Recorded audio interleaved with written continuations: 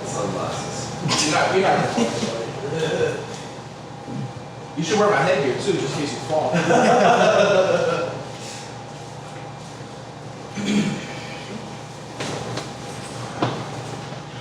You ever get nervous?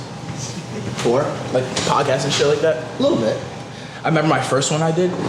The second they were like, we're live, I was like, what the fuck you mean we're live? And my mind was just like, Oh, you guys did this shocked. live? No, not at all. But like when I did my first podcast, like in South Jersey with like a random team, the second I went on, I knew I was interested in doing podcasts, so I had to practice and shit. Sure. So I was like, yeah, just tell me whenever. So he was like, oh, we're live. And the second he said live, I like felt like I shit my pants. I was like, I'm fucking so nervous right now. Yeah. I can turn this fan off. During the Joe Rogan podcast, I almost pissed myself. Oh, dude, Because he gave me like a coconut water. He gave you a Coke and water? He gave me like a coconut water, like a 20-ounce coffee or something. There was like a whole bunch of shit. And I just like, I don't know if I was thirsty or what, or if I just wasn't thinking, and I just kept drinking throughout the podcast. I also didn't realize how long it was gonna be. It was like fucking 3 hours and 3.5 hours or something. Dude, I was like sitting like this on the chair by the end of it, like I needed to piss so bad. I didn't know that you could just get up and piss during the podcast. I looked at it like I was on like a fucking TV show, you know? Yeah. So he's like, oh yeah, you could have fucking peed. I'm like, fuck, dude. Yeah. That would have been helpful information. That's you were pretty. Because nobody else did during the fucking thing, so I didn't think it was normal. That's a practice. That's an acquired skill. Like I can't on a given day basis. I can't hold my fucking bladder for 3 hours. Like I'm terrible. Sure. You can move any way you want. You on? Yeah, we're live right now. I was yeah. So talking about the Joe Rogan show, like how you were like fucking 22 when you first got on that. Dude, I don't even remember. So long ago. No, 22 was a little young. Couldn't have been that young. Maybe 24, 25, somewhere around that range. I tell you what, if I make it on the Joe Rogan podcast, by the time I'm fucking 25, I'm doing something right. That's massive accomplishment. I'm sure you could get on there, man. If you gotta. I'll send it a text. Yeah, real quick, Gary. Just try to keep the mic a little. You can like move it. Oh yeah, I didn't even like think about it. Are you good, bro? Yeah, just get comfy. Get comfy. Bro, my first like 3 podcasts, I was like, I didn't even realize we were like. I was speaking like a fucking mile away from. There we go. That's better. Nice. Blasting in my ears. There, that's fine. Unless you want me to hold it closer, in which case I can do that. No, that's perfect. Better? Okay. Yeah, that's perfect. Cool. All right, so we're live, guys. Yeah, damn. So get on the Joe Rogan podcast at 25 years old, and you're sitting there 3 hours long. Yeah, it was like over 3 hours for whatever reason. Probably because Eddie Bravo was also on the podcast, and that's pretty much how that goes. A lot of people like I did Eddie's podcast once too, and a lot of people warn me. They're just like, hey, like whenever you get a chance to like actually talk, because he's probably gonna just talk the whole time. And I was like, all right. So yeah, it was a fun experience, but yeah, I was just like. I had to hold my fucking urine the entire time because I thought I couldn't get up. But yeah, man, it was cool. Yeah, I definitely couldn't hold my bladder that long. I mean, I'm terrible. Guarantee oh my goodness. Hey, stop the show. Oh my goodness. Mashallah. Wow. I can see it. I'm dead. Wow. This is how we do it. I love you. Wow. What's up, fam? Nicky Rod All Access here. Fucking going to Four Seasons gym later. Steak. Fucking jack, biceps, triceps. I'm dead. Buy my DVD. This is so great. Back. Buy my DVD. Getting swole in the gym. Nicky Rod. Yeah. Oh my God, what a gift. What a gift. From God, for sure. Well, I guess on that note, we'll say welcome to Nicky Rod All Access. What's happening, guys? Today I have 2 guests, Garry Tonon and my buddy Cool Rack. Sultan of Strangles. The Sultan of Strangles. The Sultan of Strangles. Wow, this is amazing. Yeah, so what do you guys want to talk about today? You know what? Actually, because I talked to you yesterday. Let me shut this off. Probably gonna have to put your mic up too. I'm not gonna touch your balls. I'm upset. You could probably put your mic up, Mike. Oh, yeah. So that you can hear. Yeah. I don't know what you're talking you pull your mic to your face. Yep. Boom. Oh shit! You got some headphones. It's not staying up though. Got you. That's all right. Can you put it like so I could still see though? No. Yeah, you'll Absolutely be able not. to Google it in a second. There we go. All right. There you go. Does that look good? You're supposed to put the Yeah. corner of it You got some directly headphones into your too, eye bro. socket. This is going to fuck up my whole getup. Oh my God. I'm a Yo, fan. this is I'm a good. fan. Bro, you're like a WWE character. Oh, well, shut up. Yeah. Thank you, Bubba. Yeah, this is great.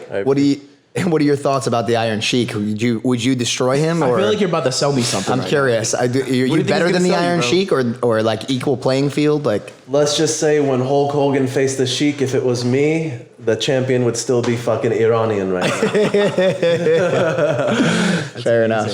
Now, what am I referring to today? Just the Sultan. The Sultan of Strangles. Mike Rockshine, Cool Rag. Masterworks. Masterworks. All right, bro. So you actually came to me yesterday. You were like, bro, like we're gonna do this podcast. What are we gonna talk about? And usually, I just wing it. I don't typically I have. wrote a script. I don't baby. typically have a script or an outline. I just say, this guy's my friend. Let me talk to him. Oh, hell no. Today's a fucking script, Okay. baby. What are we starting with today? We're then? starting on the how- Sultan of Strength. Strangles. Strangle. Let's start with those strangles. But Wow, don't flex too much, bro. You're gonna fucking fill the camera oh, space up. sorry, ladies. I'm sorry. So, the first day I met Nicky Rod. And bro, just a little closer to the microphone. How's there you that? go, bro. That's better. The You can first move day the microphone to you if you want. Yeah, get comfy. Just man. move it to you if you want. You can lean back. Just this? move it to you. Yeah, the Sultan does what he wants, bro. If you want that mic to come, it's gonna come. Hell yeah. You know I love to come. Wow. So, All right. first day I meet Morning. Nicky Rod. I hate it when I'm drilling and someone asks to join. That means I just lost like half of my reps, right? So this fucking guy, this gorilla comes in wearing a t-shirt, not a rash guard. And I'm just like, this fucking douchebag. So we're doing the moves and he's like, listen, I only have like 3 months of training. So you think you could teach me? I'm like, oh. Was I douchebag because I had a t-shirt on? Why was I douche? Usually in jiu-jitsu, you break fingers with t-shirt. I've had fingers broken and toes. So when someone wears a t-shirt, I'm like, bro, either take it off or put a rash guard on. You know what I'm This saying? guy's definitely an asshole. Yeah. So I'm like, I would have said the same thing. so we're doing the moves and he's like, can you show me? I'm like, I got to show this guy the moves now. And I'm just like, I can't wait till we go live. I'm going to fucking rock this guy. I'm going to teach this motherfucker a lesson. So the live rounds start. And he fucking immediately double legs me, mounts me, puts me in the tightest arm triangle I've ever been in. I'm like, I'm not tapping to this fucking 3-month motherfucker. This 3 month motherfucker. So the room just starts going black. I'm like, you fucking pussy, you should just quit the sport. And I'm like, tap, tap, tap. But little did I know, the guy was the fucking legend, dude. Legend, the black belt slayer. I fucking worship you. What was your belt at that time? Blue. Are you still blue? Now? Purple? Purple, bro. Purple. Come on. Purple gang, bro. Represent. Hell yeah, hell Represent. yeah. Give me some. Yeah. Damn. Yeah, man. It was a good time, man. And you ended up becoming a fucking living legend, bro. Well, I appreciate that. And definitely thanks to you. I mean, training partner. You have helped me out tremendously. He's there at the beginning. He actually discovered Nicky Tell Rod. them. Yeah. Tell the fans who's got the best back defense in the game. You know what? Actually, Mike, you're very good at defending back, and it's actually an issue to try to sub you. All jokes aside, you're fucking pretty tough trying to sub. Yeah. I appreciate that. Except for yesterday, I fucked you up pretty good. So yesterday we did defenses using the legs. I usually just use my powerful neck. Yeah. But I was trying to do Gordon stuff, and that just didn't fucking work. The technical stuff wasn't just. I just got not for Probably you. 'cause you're too It's not for you. explosive. You're too explosive to be like technically sound. You know, it doesn't make sense. It doesn't You transition. can't leash the lion. Exactly. Exactly. Mashallah. Yeah. So when I swear to God, when I have anyone else on my back, I'm like, there's just 100% chance I'm getting out of this because I'm so used to this fucking gorilla on my back. So I'm like, oh, all right, I'm gonna get out. But when you're on my back, bro, I'm like, it's gonna be a long fucking day, bro. I'm gonna get punched in the face a couple times. Oh yeah. Anywhere I'm below gonna cover your crossface, nose bro, and your mouth with my hand. Exactly. Yep. I'm gonna shove some in your eyes. Exactly. It depends what you're shoving in my eyes, though. The best part is Mike does the exact same things like to anybody else that he's capable of. Like yesterday during training, I had to take Mike's rash guard and pull it directly over his face. It's the only way. Like if you fight dirty with me during training, like I have to do it back. It's the only thing that stops me from punching people in the face. Come on, man. So all access fans, I got a question for you. Let's say you're an average, I'm the Sultan, but I'm an average dude, man. I'm a fucking accountant. If you're going against ADCC silver medalists and freaking ADCC bronze medalists, world champions, are you going to play fair or are you going to fucking up the stakes? They think I'm an asshole because I grab shorts, I gouge eyes, I twist fingers. I muffle. I never start in the position that we stopped in. Never. No. It's like, oh, we're gonna do a turtle round, and Mike's just already got one arm around your neck. He's like, go. Oh, okay, thanks. My rounds with Nicky have literally been just negotiating the entire time. We barely been rolling. Like, yo, I was here. No, I was here. Yo, no, I was here. It's fucking wild. So we'll usually. We'll start in single leg, and Mike will just grab a full body lock. Try to put boots in, and he's like, all right, go, single leg. It's amazing. But the thing about you is, like, the rest of these guys are, all right, man, I'm a lot better than this guy. I'll let him do what he wants. You actually cheat back. Yes. Which is something I'm not used to. He cheats back. I'm just trying to win out there, bro. Hell yeah, bro. Training is not about getting better, kids. Training is about fucking winning. Even with your fucking training partner. It's a war out there. Exactly. It's a fucking war out there. That's funny. Wow. So how long have you been training with the squad? And how long did it take you to transition from an average accountant to what you call the Sultan of Strangles, bro. Sultan of Strangles. I used to be just like a hobbyist, and then this is 100% true story. I know I fuck around, but I went on a date in Brookyln with this ugly chick, and I was walking back home, and I got robbed at gunpoint. No joke. Oh no! In a nice part of Brookyln. Wow. And the only thing that went through my head that night was, if I died tonight, I would have died a common man. So I said, I'd rather die a champion. So I fucking just took shit to the next level after that. That's it. I did a Naga tournament against some guy from Ricardo's, 16-year-old kid. I was obviously fucking him up. And at the end, he got me in a fucking heel hook. And we're not allowed to do heel hooks in the gym I was at. So the next day, I swear to God, the next day I took the train to Henzo's and signed up. Wow. Yeah, it was October 23rd, 2017. Wow, that's amazing. Yeah, man. Damn, did they have a mask on who robbed you? It was dark and they were dark? No comment, but that's not wrong. What? You can identify your attacker, Mike. It's 2020, dude. I'm not treading on any of that water. Okay. It was dark out, and they robbed me of everything. Wow. Yeah, dude, my dad got robbed one time, right? He was getting some KFC chicken for his older sisters, right? They gave him, he must have been like maybe 10 years old. They gave him some cash to go around the corner, get a bucket of chicken, come back. After he gets the chicken, some guys pull out a gun and fucking take his chicken. Unbelievable. They take his chicken, and he goes back home and tells his sisters, like, yo, they robbed me for my chicken. Like, they're asking for the money and stuff, right? He's like, yo, like they robbed me for the chicken. There is none. And so they like end up getting like to a little scuffle, and he fucking like ran away for a day. Sisters are trying to kill him for like $10. You told me that your parents were so mad that they he ate the chicken that they beat the shit out of him too. Oh, they might have. Yeah, that might have happened. Beat him up, and then his parents beat him up. Yep. Something like that. I told my mom that story. She thought it was the best. It's hilarious. Yeah, but definitely he got home, and his sisters were like, thought he just stole the money. And they were like, they were going after him. I was like, oh my God, that's tragic. Amazing. That's fucking awesome. Damn. So like I kind of had the same thing with starting to like do bodybuilding and lifting. So like I had going into my state tournament in high school, my senior year, I went in with intention. So I was like, I'm going to win the state tournament. You know what I mean? I was like, I think I was seeded like 7th going in. So I was like guaranteed going to place, but like I felt like I was going to win the tournament. I felt like I was better than everybody.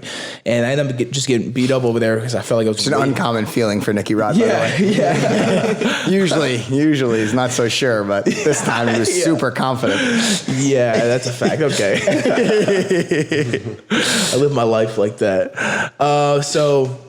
So fuck, where was I? Sorry. I ruined it. State tournament. State tournament. Oh yeah. So I go to state tournament. I get beat up, and I get beat up because everyone was like way stronger than me, and I was like, oh my god, I'm a little pussy. Like I have to go lift. So I literally watched that movie like Pain and Gain at like that night, and the next day I like fucking headed to the gym. I YouTubed a bunch of like different workouts and shit. But before that, during the movie Pain and Gain, he just did the same lifting montage, and he thought that in the 10 minutes that they did the montage that he would be able to get just as big as the guys in the movie. He realized it actually took some time. He researched it a little bit. Yeah, I did. I was like, all right, this might not happen tomorrow, so let's just So I literally just did tons of research and figured out the recipe for success. So I got a question for the All Access fans. All three of us have very different weightlifting mentalities. You know, everything works different for somebody. Here we go. Gary's is he'll take like a 5-pound weight and do like gymnastics with it. Somehow he's fucking jacked. Nicky Rod is all about high reps, like for sure. 20 to 30 reps because you're trying to get that pump. Me, I'm from Iran. We're weightlifters. I like doing heavy shit. Well, you guys like bend pans and shit like that, right? Yeah, I like to do, 5 reps, the max 5 reps, because anything over that is just boring for me. But think about it like this. Mm-hmm. When you're training, you only got 5 squeeze in you. You can only squeeze 5 times because of those 5 reps. I'm sure it's like a pretty. Or would you rather? Would you rather be able to squeeze 25 times with not as hard of a squeeze, but a steady squeeze? Think about it like that. Think about all the people that win. What are they? Super explosive, or do they keep a steady pace at a steady high pace? That fucking anaconda strength. They explode when they need to, but they keep that steady pace. So 20 to 30 reps? I think 20, 30 reps for everything you do in life. Okay. It's pretty funny listening to Nicky Rod talk to somebody about like metering their efforts. Like, hey, you could be like a little less explosive, I'm just like, who am I listening to right now? Yeah. Because you know what? When I have somebody's fucking forearm on my face, or you guys are beating the shit out of me, I'm like, I have to get out. So I just take a deep breath of air, count to 5, and let it rip, man. And I'm like, all right, this is rep 15. Yeah. Got 10 more. 10 more, yeah. That's fucking awesome.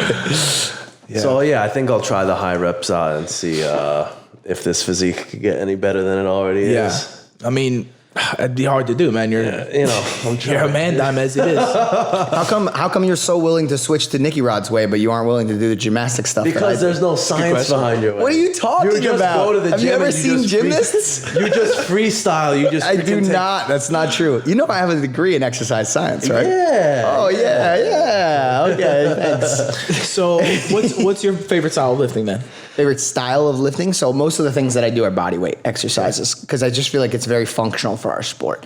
Also, to do like heavy weightlifting all the time, as much as I do like weightlifting and I used to do like Olympic lifts and all that kind of stuff, when I get really consistent with it, sometimes it makes like some of the workouts difficult, like with how often that I do like training, with MMA every day and jiu-jitsu every day. It's like hard sometimes to come in and like move around while I'm like fatigued, muscularly. So the body weight stuff keeps me a little less fatigued muscularly. Because you do 2 days every day, and then if you're lifting, it's three days. Yeah, it's tough. Fucking impossible. It's tough. That's 7 days a week. I give you props, bro. It's honestly, it's so impressive to see somebody train back to back. And you got a few of you guys. There's a few of you guys that do it, but it's fucking hard, man. Like for me, I'm so exhausted, and I know MMA training is so much more exhausting than grappling. Like, was there a period like before you started doing like those 2 days kind of back to back where it was an adjustment period for your cardio? It took time for sure, especially with MMA. Like at the beginning of anything that you do, I think physical, that's like different from what you were doing before. I think you just get way more tired. Like if I just went to the gym tomorrow, because I haven't really been doing heavy lifting or anything like that, I'd be way more fatigued. Maybe not necessarily at the gym, but like tomorrow, like I would feel it way more than you would because you're lifting all the time. Yeah. Oh, by the way, Jeff Chu, I know this is going to go off on a tangent, is my manager, but he lives with me. And he literally, I'm pretty confident he stole somebody's weight set yesterday. No. Yeah, so we have like a trash, so in our apartment complex, there's like a room where you bring all your trash. Yeah. And he claims that he found the weight set in the trash. But dude, I am telling you, these weights, they all have the barcode on them. Okay, they're brand new. It's got like the things to stop the weights from sliding off the sides. It's easily $500 worth of equipment, and he just rolls it into the room. I'm like, Jeff, did you just steal this from outside somebody's apartment? He's like, no, it was in the trash, I swear. Oh my God. I'm like, but it's amazing. What was I talking? Oh, we were talking about the 2-a-days. But yeah, dude, like you get super. MMA for me was literally an actual. It was like a life or death situation every time I sparred for a while. Like not in my mentality. That's how I feel watching you. Like honestly, but in the way that my body reacted to the situation. It's not like I thought that it was life or death, but like my breathing, the way that I was moving, everything like that was just all. I felt like I'm fighting for my life like the entire time I'm sparring because you just don't really know how to deal with the stress. I don't have all the tools the same way that I do with jiu-jitsu. It's like, okay, this pace is going too fast. In jiu-jitsu, I have things that I could do to slow that down.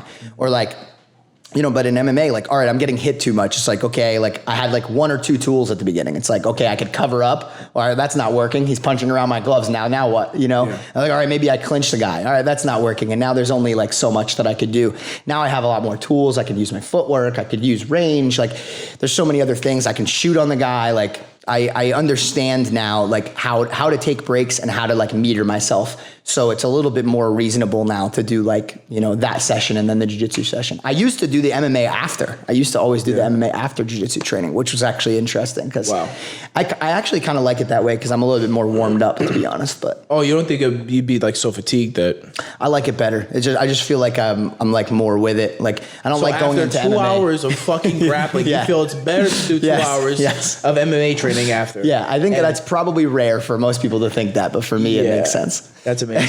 When I first started at Henzo's, I thought I was a real tough guy at my old gym, training every day. I'm like, I'd go to the gym, I'd train every day, bro.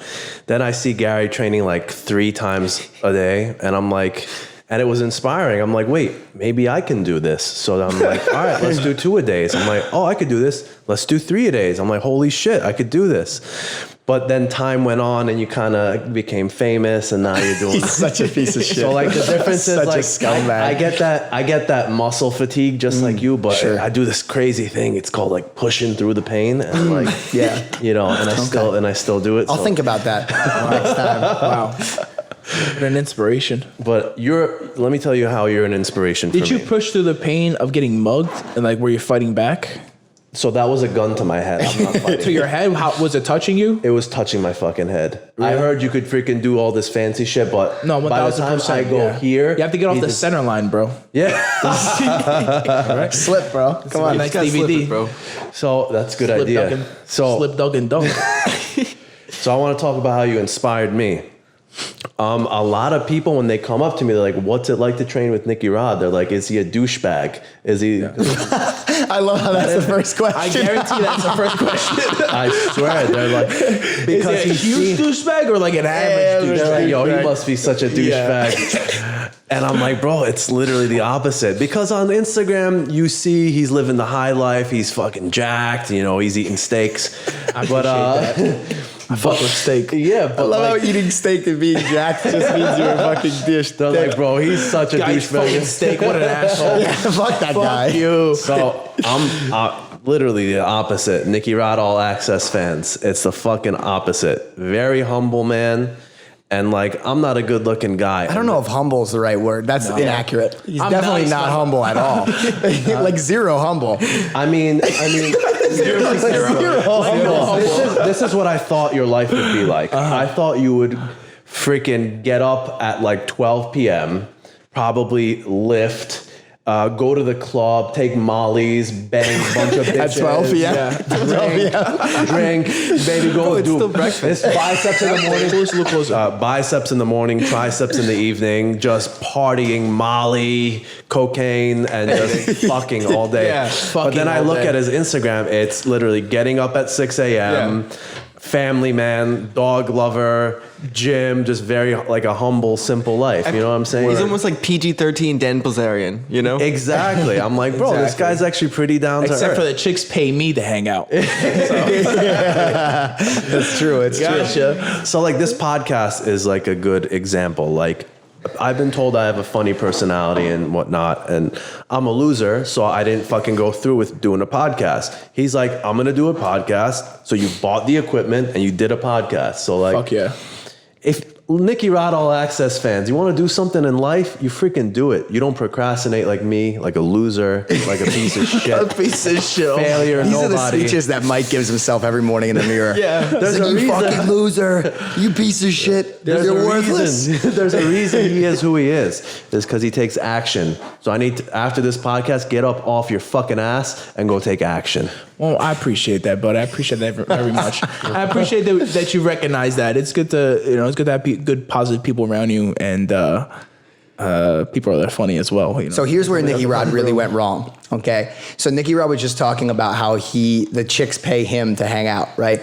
He actually had the opportunity to go work and be like a male stripper, but instead he chooses to fucking strangle dudes all day. He could just be banging chicks in the club every night for way more money than he'd ever make doing jiu-jitsu, and he chooses to do this. So you're a fucking idiot. That is true. That is true. So I had a fucking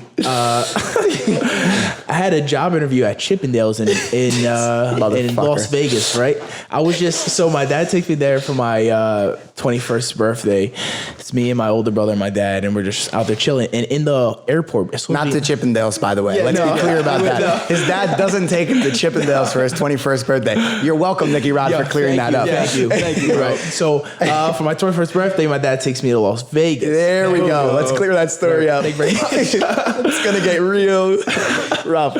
So we go to Las Vegas, and as soon as we land at the airport, I see a Chippendales poster on the wall, and I was like, that looks like a bomb job. So I go, I look around Vegas, and then on the way out of the airport, after having a fun time with my family, leaving, I see wholesome family trip. Yeah, I decided to end it with a little job interview. Yep. I see it. I see a sign again as we're leaving the airport. And I'm like, I should probably live here and have fun all the time. So at the time, it sounded like a really good idea. So literally, like walking in the airport, I filled out the job application. And I think at the time I had maybe 20,000 Instagram followers. So just from Wilhelmina modeling and stuff like that. So I sent the job application 2 weeks later. They got back to me. They're like, hey, let's fly you out to do a job interview. You just come up and we'll see what you got. I was like, all right. So I go over there, free trip to Vegas, stay a whole weekend, and then go do the job interview. And we just before the show, I got there early, and they had me just dance a little bit by myself, which I'm not a dancer, but I got good hips, so I make it work. Nicky Rod starts dancing. He's like, can I throw somebody else? Yeah. Or do I just do this by myself? Yeah. Do you have anything for me to lift? Yeah. You pretty much, if you could dry hump, you can dance. So it's pretty much the same thing. So yeah, I do that for fucking 10 minutes, and then they have you watch the show, and the show is just like this bunch of fucking dudes dancing. I'm like, what am I doing here?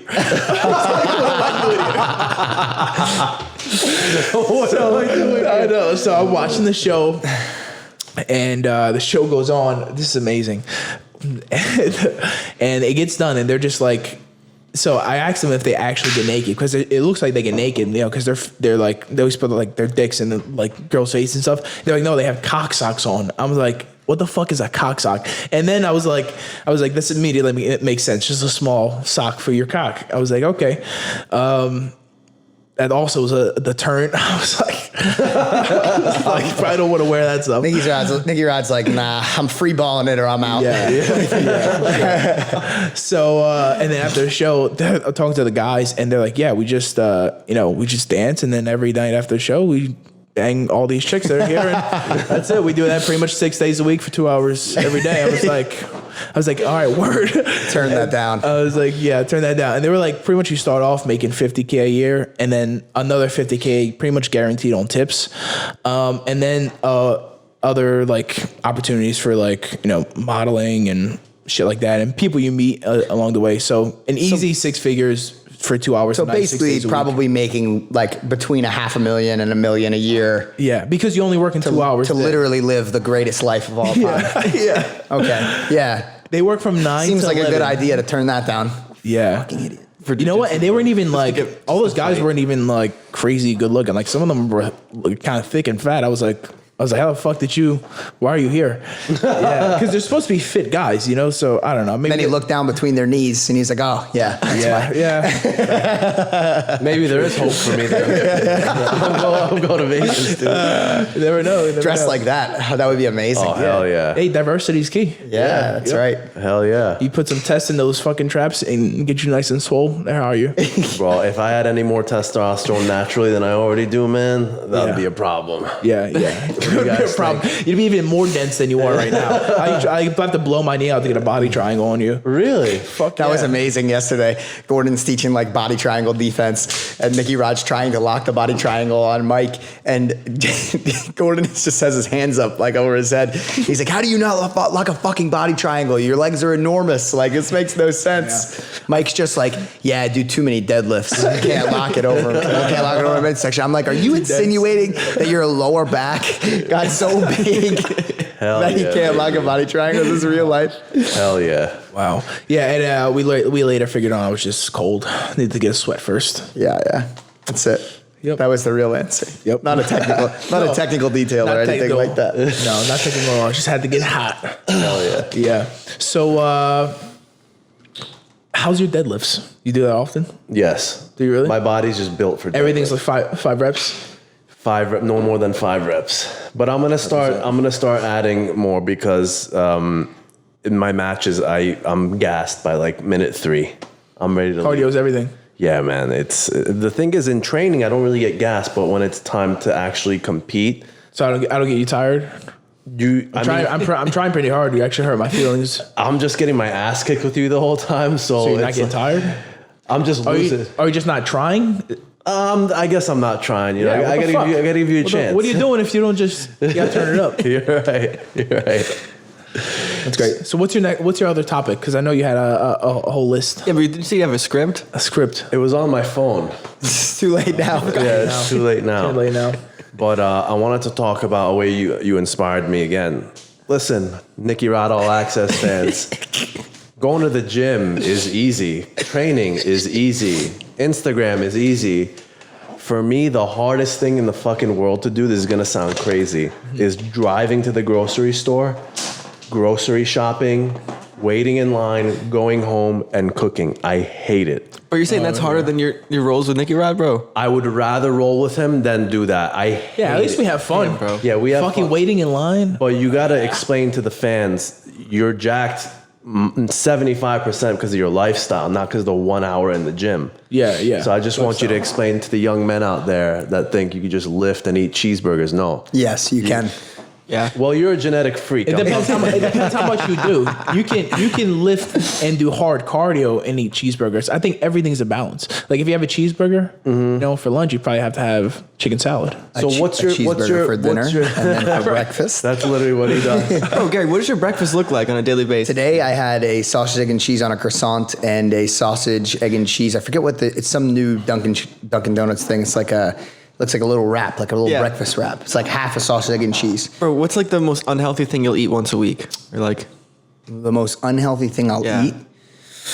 It's usually, I would say, usually when I eat at gas stations because I don't have time to go between training sessions. It used to be much more often, like before COVID, like when I was traveling between training sessions and stuff because we were training more and I was coming from a bit greater distance. I would often just stop at the gas station and get like whatever was there. So I would just grab like Slim Jims and shit and like a fucking Mountain Dew and I'm ready to go. That's me, Slim Jim and a Mountain Dew and let's go to training. Speaking of gas stations. Yeah.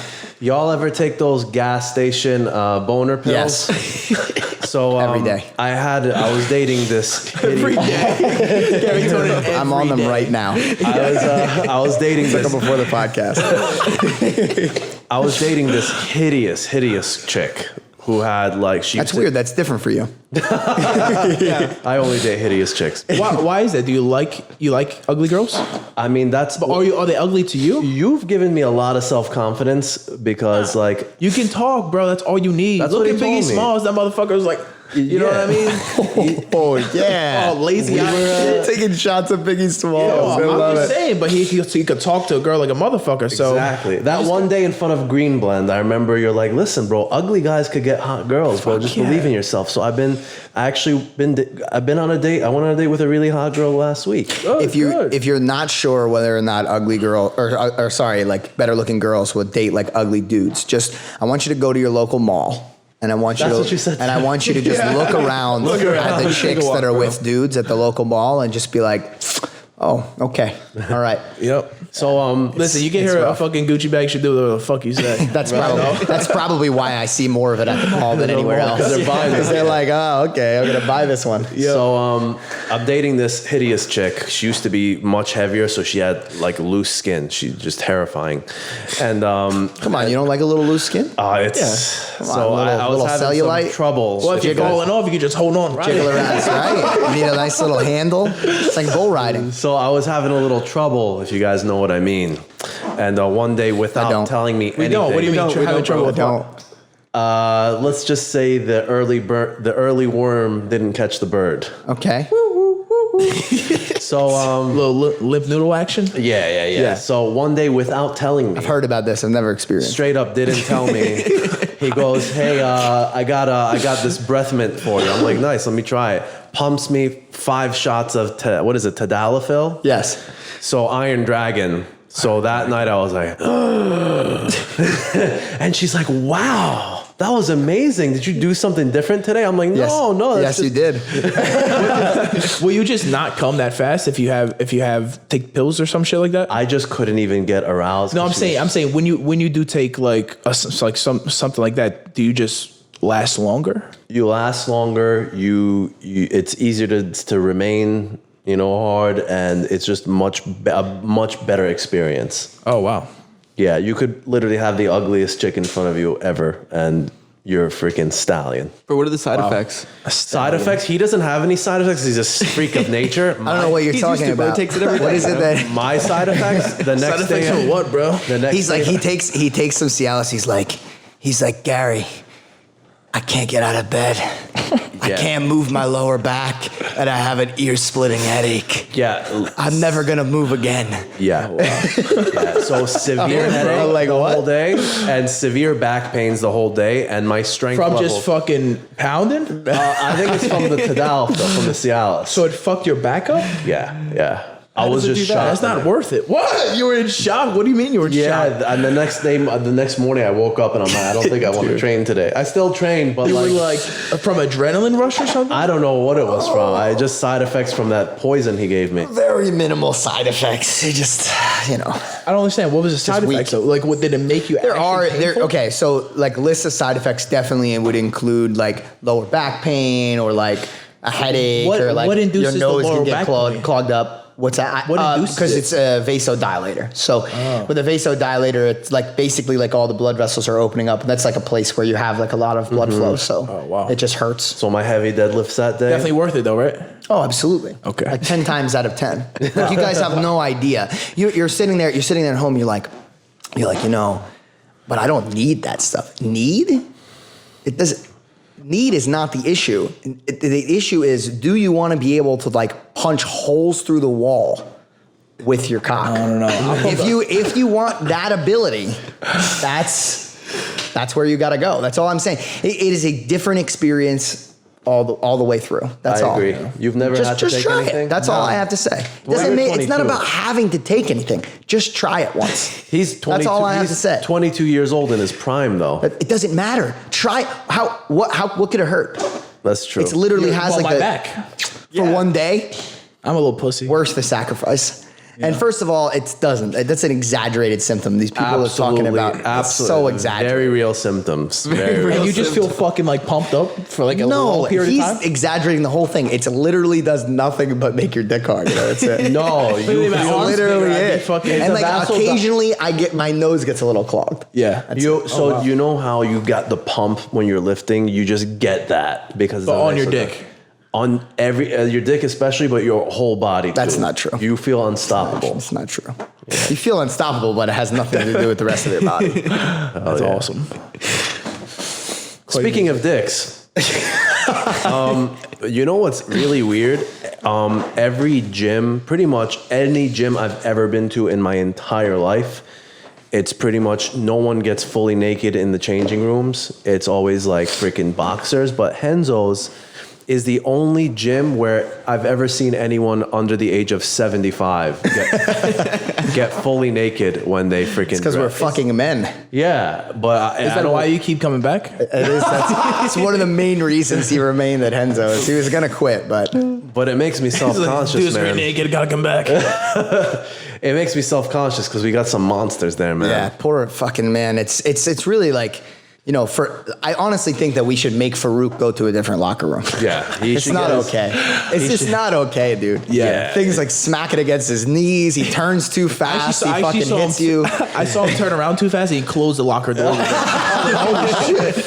It's literally like a Pringles can. Yeah, yeah, but like 6 of them stacked together. Like it's just. He actually used it to sit up one day, fucking push him off the ground. We tried to put him in a 4-point position. He took out both of his hands and he was still standing up. I was at another gym visiting, right? And we're changing. The guy's like, "Can you guys please turn around? I need some privacy." I'm like, "Whoa, what are you, gay?" It's like, yo, bro, you know I'm gonna stare. There are definitely some people that are just a little too comfortable with it though. Like it's fine. Like you get changed, you fucking. And you're done. Like, but if we're talking and like, both our dicks you don't are out. like unless you're fucking around and you're making a joke. That's so true. Like if you're joking, okay, fine. Like all the time, like I'll just fucking smack my dick between my legs. By all the time, I mean every single day. Yeah, exactly. Just as a joke, I'm obviously laughing. But like, if you're getting changed and you just start trying to have like a philosophical conversation with me while your dick's out with no attempt to keep putting your clothes on, what are you doing, bro? Yeah, What exactly. are you doing? I agree. I can't remember the name of the It's kid. He fucking used to do proper it all the etiquette. time. I can't remember, but I know his name, but I'm not gonna say it. it's insane. I know exactly who you're talking about. Why? Why are you doing this? Yeah, it's fucking You ridiculous. just act like it's totally normal. That's fine. they probably do it on purpose. They definitely do. Yeah, for sure. Definitely for do. sure. Yeah, man. There's one more thing I wanted to talk about. I noticed that after your matches, this is psychotic, but it works because I do it now too. If you have like 5 matches in a row, you do sprints in between your matches. So I want it's supposed to be you guys it's supposed to be know not why. in between. It's supposed to be right after. It's supposed to be a cool down. So right after a match. I feel like it could help a lot of people if you want to explain that. Okay, so what I do is called a cool down.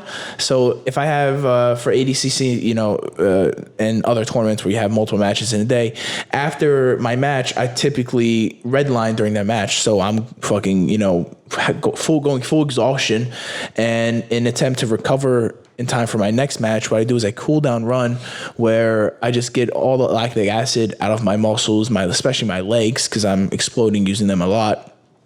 And that really benefits me, especially when I go to warm up for my next matches. Now, I feel like that's more important in wrestling because the amount that you're exploding in a short period of time, like, you have 6 or 9 minutes where you're just nonstop, you're exploding, then you're resting, you're exploding, then you're resting. So I feel like the sprints post-workout or post-wrestling match is really important. And for most jiu-jitsu guys, I don't think they necessarily redline crazy each match unless you're fucking Garry Tonon or something like that, or the Sultan. the Sultan. Sultan definitely red Sultan lines. of Strangles. Yeah, definitely red lines.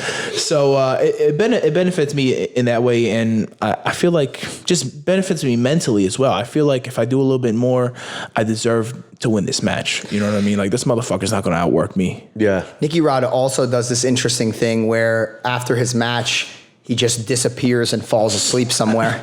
And then we just can't find him at all. So we're at ADCC and Nicky Rod is like, we're doing our warm-ups and stuff, and Nicky Rod just nowhere to be found. We're just asking each other, like, where's Nicky Rod? Where's Nicky Rod? I'm like, don't worry about it. He's going to be fine. So like Nicky Rod's getting called out to perform. You just hear like a loud thunderous crash. I'm not sure if it was him falling down or him bursting through a door, and then he just like goes and walks out onto the mat. And then after his match, we like give him a high five, and he just disappears and he's gone again. And it's like, there's only like 2 rooms that you could potentially be in. I literally have no idea where the fuck he went, but yeah, just fucking nods off and then goes right back to work. And I find myself a little corner. I found 4 bananas and about a quart of water. in preparation for the next match. Then as I sleep, I digest those 4 bananas. I can feel them strengthen my muscles, going to my veins. My body's fully digesting them. Now, right before I walk out, I make myself throw up, so I'm a little bit lighter when I'm stepping out on the mat, thus making me a little bit faster. So after that little throw up, I wash my mouth out with water. Again, I drink about a quarter gallon of water. And I go out there and fucking go to war. That's how we do it. Like a lion, right before the hunt.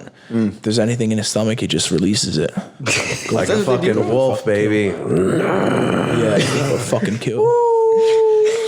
So I've been doing that in between. Throwing up before matches? The sprinting between matches, and people are like laughing at me. I'm like, all right, we'll see. If you're sprinting and you're throwing up at the same time, dude, you're guaranteed you're going to win. Guaranteed you're going to win. I actually faced the guy that you faced, Brian Shaw. I actually the other day, I was like, bro, how do you do like when you go to other places and grapple? And you're like, when I leave this place, I'm a god.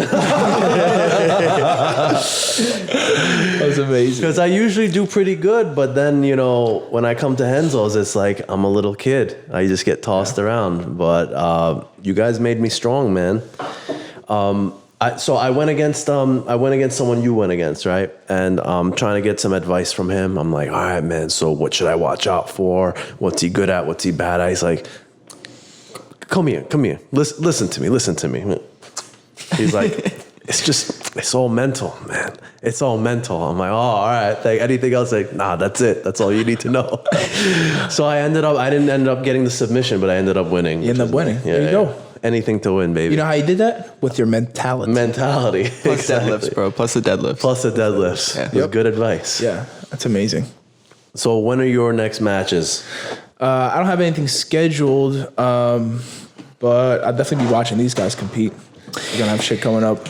Oh, yeah, man. Hopefully fighting resumes soon, but can't travel to Asia. Honestly, I'm so fucking busy now. I don't even really care about competing. If they're coming at me with the right type of money, I'll go out there. But sure, I'm not fucking rushing. What would your advice be for the journeyman, the guy that's still hungry, the guy that's climbing up the mountain? Like you have to, if you want to do anything in the sport, you have to do it every single day. You have to train every day, 7 days a fucking week, because that's, if you're taking a day off, you're guaranteed your opponent is fucking training. You can't take any days off. 7 days a week, you have to train, and you have to compete as much as possible. When you're coming up, you have to do all the fucking tournaments. Hell yeah. Experience is everything. Like, if I would never had the success that I had if I didn't have close to 50 or 60 matches in the 2 years before 80, or a year and a half prior to ADCC. Sure. Everything is experience, and I learned that in wrestling because I had a few cases where kids were doing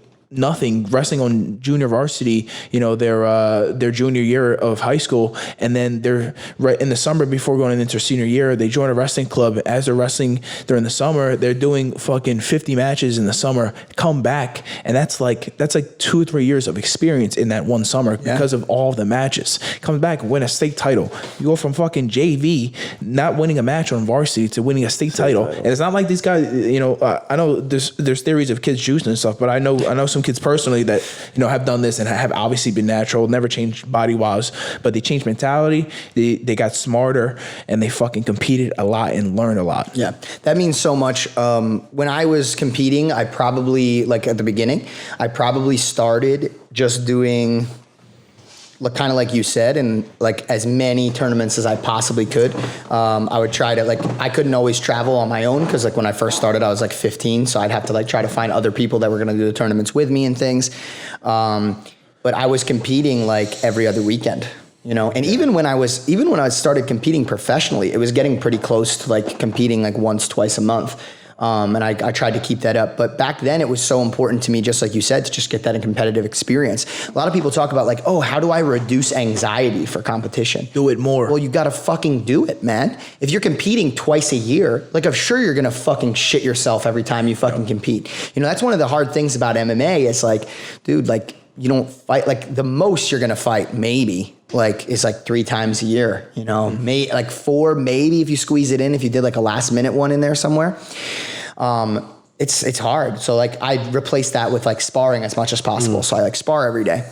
But yeah, man, I think like a lot of people don't realize that. Like a lot of the guys that are coming up are a little too complacent with what they've got because now you can make money doing the sport. So like now like a blue belt can do some fucking bullshit fucking blue belt absolute tournament or something like that, or not even an absolute now. They'll just do like 170 pounds or something and you know everybody will win $1,000 if they win the tournament.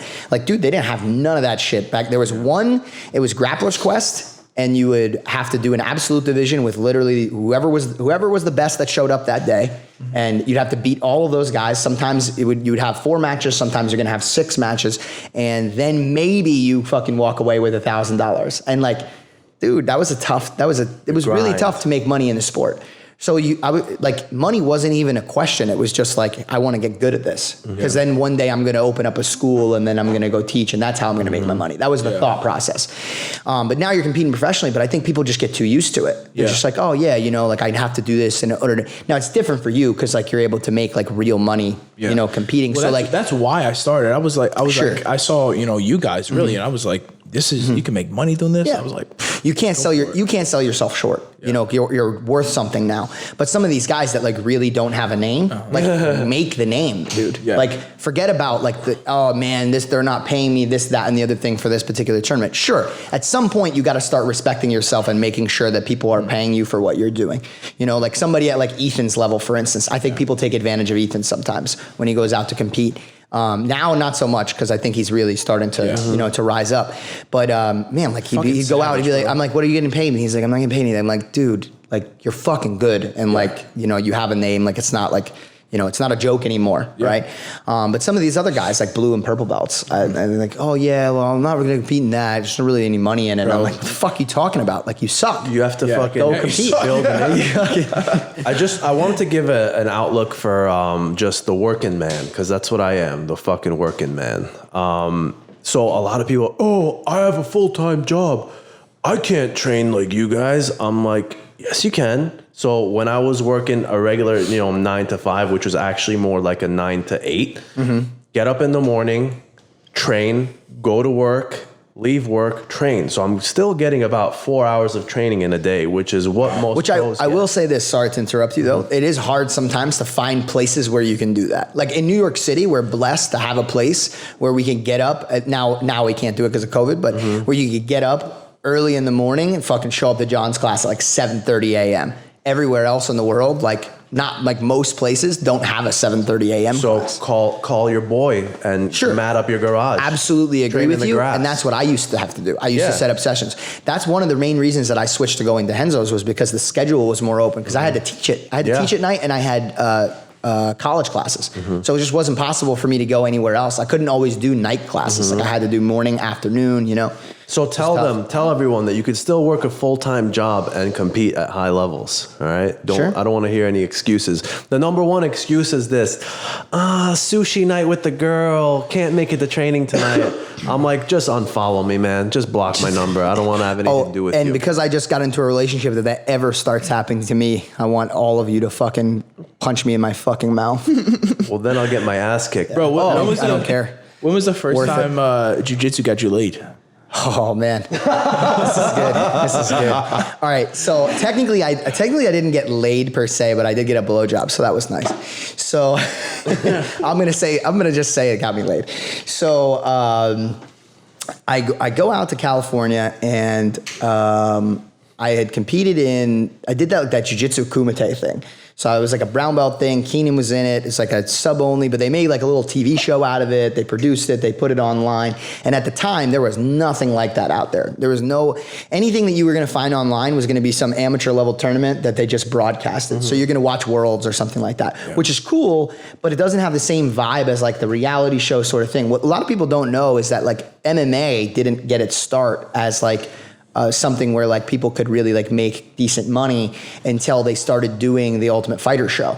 When they started doing the Ultimate Fighter show, the UFC actually started generating income. That was when people really started getting excited about it because there's a story behind it.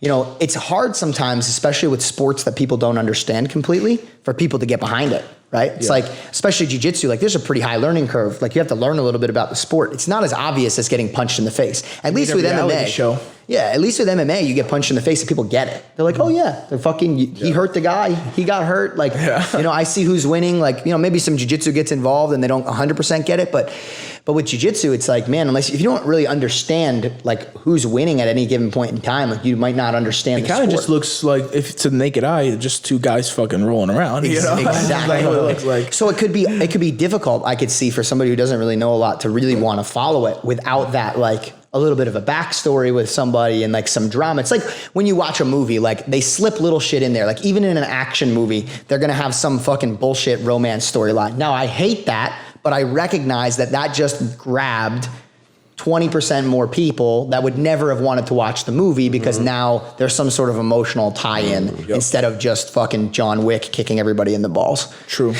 Even though in John Wick, they still have the emotional right? tie-in exactly with the dog. They did it genius. They're like, we're going to make the most manly emotional tie-in that we possibly could, and we'll just make it about the dog, right? Instead of like a chick. I'd kill somebody with a pencil for my dog.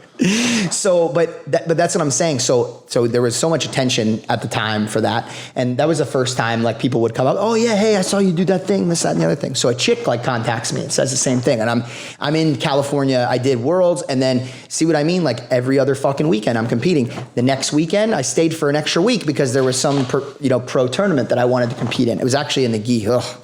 Fuck. Anyway, back in the day. You don't miss the gi days, back in the day. Oh, not at all. Still a brown belt. So, I went to go do that or whatever, and I had to drive like fucking 3.5 hours north to go see this chick. But I'm like, man, Garry, you're gonna look at this moment like when you're like 80 years old, and like, you're gonna be like, you're gonna regret it if you don't go. And at the time, I had a girlfriend, and you're gonna look at this moment. You're gonna look at this moment, and you're gonna you're probably not gonna be with that chick. You're probably gonna break up at some point. What are the actual chances you're gonna stay with her? And you're gonna be fucking kicking yourself in the balls because you didn't take this opportunity. You finally have an opportunity to use fame to get laid, and you're not gonna do it. Fuck you. That's what I said. I looked at myself in the mirror the same way Mike does when he tells himself he's terrible in the morning. And I gave myself a little speech and I'm like, okay, let's go. I fucking rent a car. Now I'm too young at the time to like really rent a car. So I had to go to like some shady like Korean I think it was called like Sakura Rent-A-Car or something like that. And it's like this shady Korean spot where I go and fucking rent a car. They're like, I don't care if you're 12, you can rent a car here. So I grab a car. I'm like in like a little tiny fucking Ford Fiesta or something like that, or no, like a Yaris. I think that's what they are. The Yaris is like it's the size of this microphone, and I I squeeze in there, and I go drive up there. The horn of the thing is like it sounds like a bird. So I drive up, and man, so I'm in like drug country. Okay, like. As I'm driving up, there's like hotels on the side of the street that are like $35. This is close to her house. Wow. And I'm like, oh, this is perfect. This is way less money than I thought it was going to be. I was like, I thought for sure I was going to have to spend $100 a night in a hotel. And that was a problem back then. Yeah. Like we used to go to jiu-jitsu tournaments and like sleep at somebody's gym or like some other person's house. Like we weren't fucking booking hotels. Fuck that shit. It was spend way too much money. So I'm like, $35 a night. This is fucking great. So I go to Circle Inn and I just start seeing, and there's like a bunch of these hotels, like fucking crackheads and fucking like just nasty looking hookers, like even worse than, like anything that you've seen around like here or whatever. And I was just like, all right, that's a dangerous place. As stupid as I am, I recognize I'm like, I can't go there. Wow. So I actually had emptied out my bank account and I'm like, okay, I'm just gonna stay in like a hotel in a downtown area, and it was like $100 or something like that. But anyway, I ended up getting like a blowjob, right? And then somehow, even though I never communicated with her or anything like that, it ended up coming back to me. And then I would have to tell the whole like ex-girlfriend story I told on like my own podcast, but it takes like an hour, so I can't tell. But the end of the story is she did find out somehow, and it was a disaster. But to be fair, I had already decided that I hated her and I didn't want to be with her anymore. So it was fine. It was for the best that we ended up, even though we ended up moving in with each other, it's still like. That's like an expensive blowjob, dude. It was a very expensive blowjob, but it was a very meaningful blowjob. It meant a lot to me. It meant much more to me than most blowjobs I've ever gotten in my life. There you go. The first time jiu-jitsu got me laid was pretty shocking. So I was reffing for the Good Fight tournament. Oh, great. He's going to reference an organization that's like a Christian-backed, like wholesome, like organization. They literally, not kidding, they kneel down before the you tournament. pray before the tournament. This isn't a joke. So I'm reffing. I'm like, this is fun. I get to watch jiu-jitsu and get paid for it. Reffing sucks, by the way. Oh, it's so bad. And I noticed, like, girls are looking at me. I'm like, why are these girls looking at me? Girls never look at me. And after I'm talking to these couple girls, I guess they thought I was a black belt because I was a ref, but I ended up getting 3 numbers, and I actually ended up banging one of them in the back of my Mazda. Wow. Yeah. There you go. Because of reffing, of all things. Was it at the tournament? After the tournament. Bro, I'll bet you in the same parking lot? Yeah. I'll bet you Fuck reffing yeah, in that's jiu-jitsu what's up. tournaments gets people laid more than you'd think. Dude, it's wild. Yeah. It's a uniform. You think so? Oh, yeah. It's a uniform. Also, just if you're on a stage anywhere, bro, like I can't tell you how many concerts I've been filming, and you're like, girls are fucking, begging to get backstage, saying like they'll suck dick to get back. I mean, I've seen all types of crazy ass shit, bro. Yeah. I was at Jay Critch's concert in fucking Philadelphia like a year and a half ago, and But you're nicer than us, so you would never say yes to that. You just tell them all no. Yeah, understood. Bro, it's like, I don't know, man. They're just straight You up let us suck you off and bro. still not let her in. Yeah. Sorry, bitch. I said maybe. Yeah, 100%, bro. Maybe I'll see what I can do. It wasn't good enough. Yeah, no, That was it's crazy, bro. It's crazy. The second C+. you're on the stage, bro, these girls go too crazy. Wow. My buddy was like a low-level DJ, like not that popular. Yeah. And I went with him one night to see what he does. Ugliest motherfucker you'll see in your life. And girls were going crazy over him. I think you just had to stick out. Like, Yeah, dude, he was. When I went and did DJing with my stepbrother, I just couldn't believe it. I couldn't believe it. is he good looking kid? You get, my stepbrother's he's a good, like, he wasn't like trying to bang chicks or anything, but it was just the presence.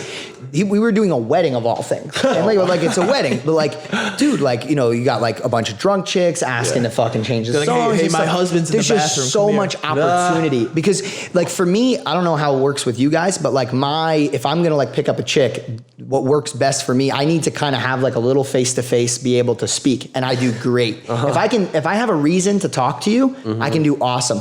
I don't do great in situations where I don't have a reason to talk to you because everything that comes out of my mouth feels like total bullshit. Right. And Who I lies can't, more, men or women? Yeah, no. So Mike has an amazing strategy. We can talk about that in a minute, and that did work out really well. And that'll be the last thing because I got to get out of here. Yeah, but sure. Yeah, man, I do great in those circumstances, but I just can't. I can't make it happen if we're just sitting at a bar. Because as I walk up to you and as I'm about to talk to you, I know what really should come out of my mouth is, hey, I find you attractive, or at least attractive enough that I would stick my dick in you, okay? And that's why I'm starting a conversation right now. Are you also interested in that? Yeah. Because if so, let's continue this conversation. Because if anything less than that comes out of my mouth, I just feel like I'm a fucking asshole. Yeah. Like I can't. You feel like you're dancing around. I can understand that. I understand that. Because like I could ask any question in the world, and it's like this girl has to know. I know I'm looking at somebody that knows I'm lying. And it's just so, I don't know, that feeling, that dynamic feels so shitty to me. Okay, let's break into that story that you were talking about. So I go out with Mike one time, and this is like pretty recent. I would say it's like 2 years ago, right? Something like that. So maybe the first time we went out together. And, I could, like I said, I can have a conversation with chicks or whatever, but like I'm not great with the whole at a bar, pick them up. So if I go out with my friends, like I'm just kind of expecting to go out with my friends and then we're going to hit the strip club afterwards and we're going to have a good time. But so we go out and Mike has like a plan. It's very similar to this podcast. He's like, no, we're not just going to go out. He's like, we have to try to get chicks. And I'm like, yeah, we're going to dance and stuff. He's like, no, we're going to try to get chicks. I'm like, well, what do you mean? He's like, listen, I've been studying these dating things. And as soon as he starts saying that, I'm like, oh my God. I'm serious. I'm like, this is going to be a disaster. Cause I've heard and seen people like, watch like these dating videos and stuff. And I'm like, all right, this is some corny bullshit that they pre-film and like, they get girls to fucking come up and talk to them or whatever.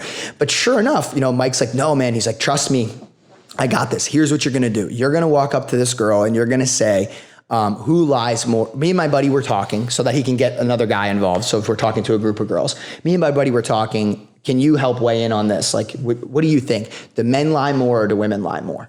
And it's charged just enough as a question that they feel like they have to answer. Sometimes people will ignore you. I'm not gonna lie. Like I would say probably 5 out of 10 times you're probably gonna get like a girl just not even gonna give you the time of day because she's not interested at all.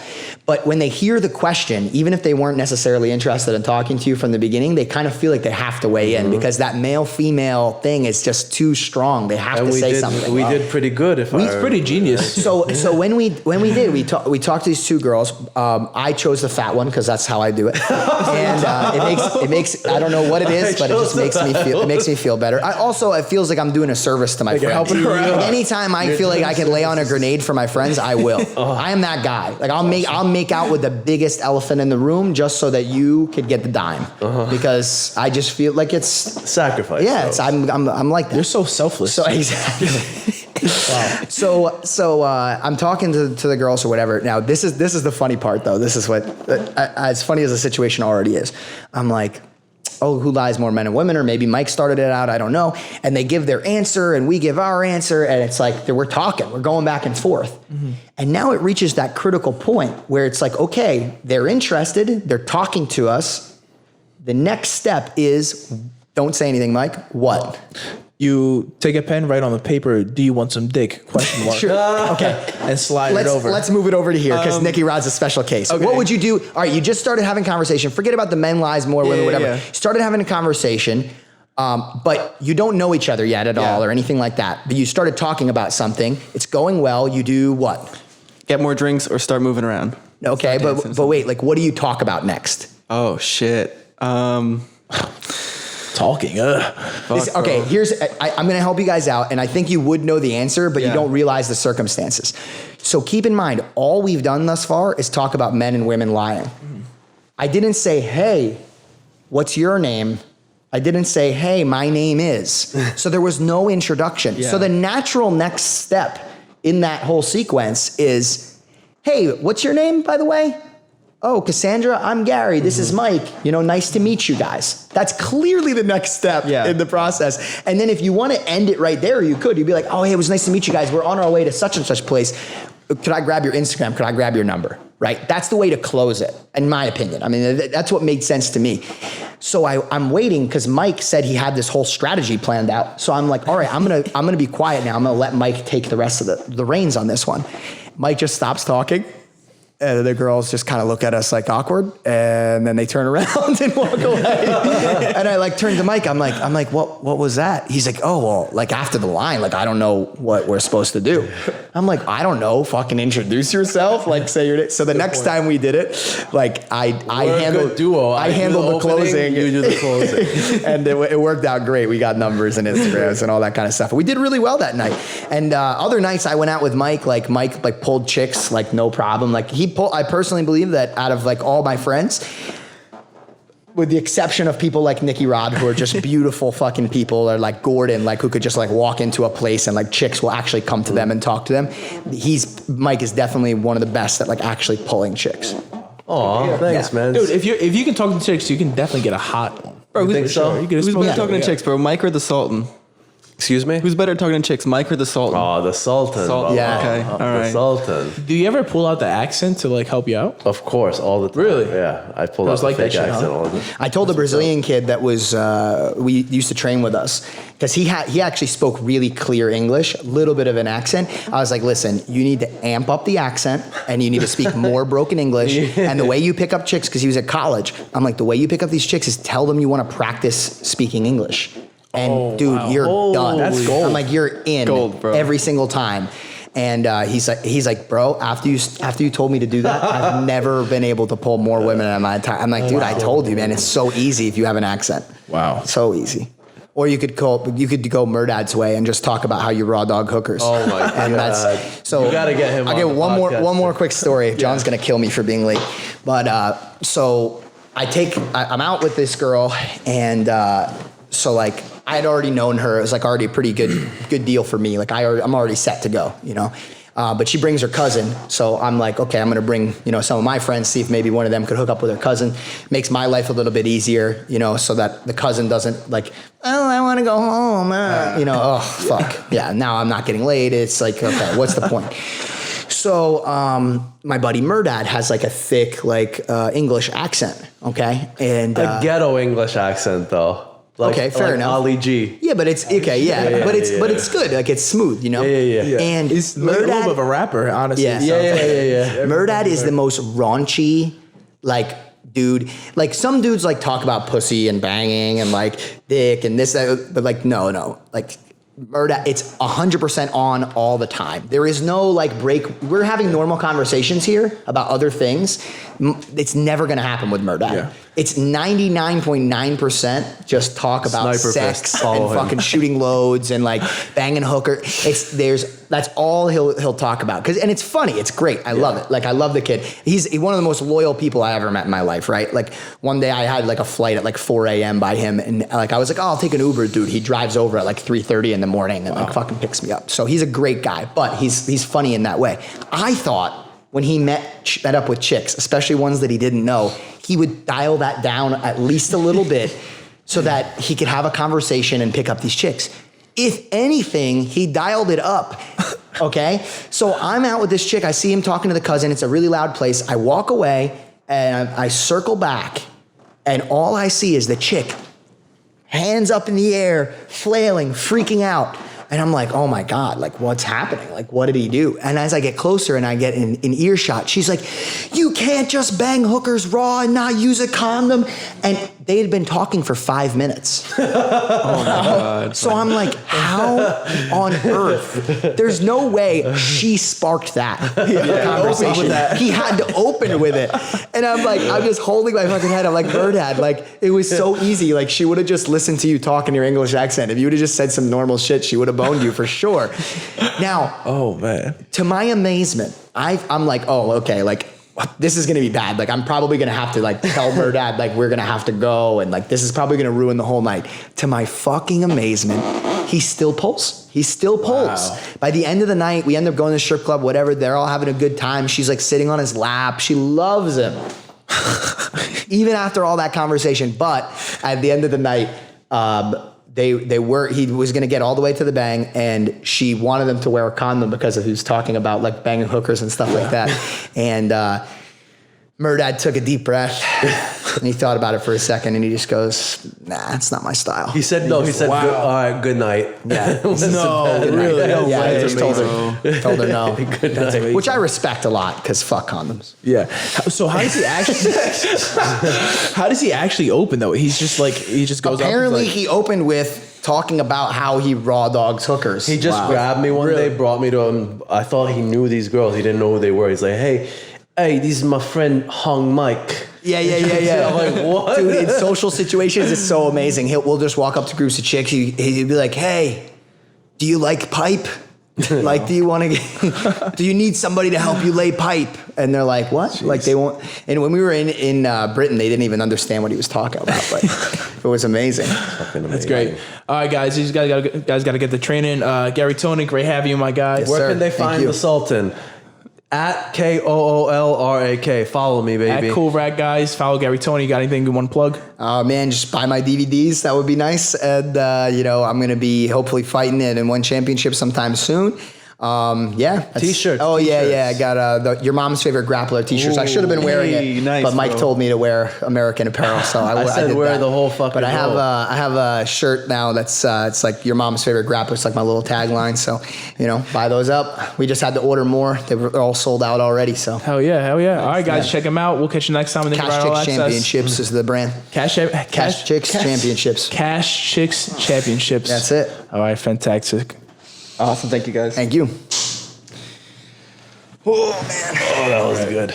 John's probably gonna stab you. Yeah, it's all good. Yo, that's fun, man. That was Oh yeah. Video.